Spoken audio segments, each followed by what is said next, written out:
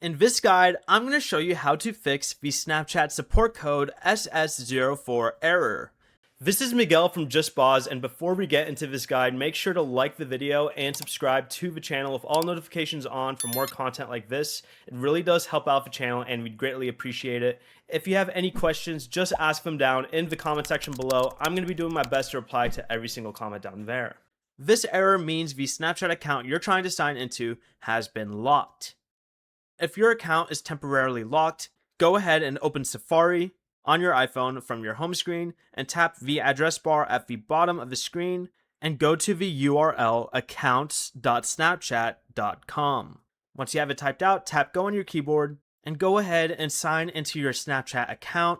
Look for the unlock option and tap it if it's available. And once the account has been unlocked, go back to Snapchat and try signing in again.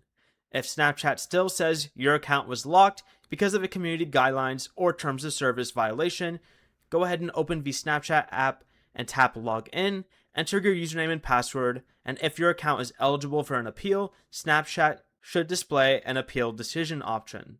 Tap appeal decision, follow the instructions on the screen, and submit your appeal. If you don't see an appeal option, Snapchat may not allow that locked decision to be appealed through the app.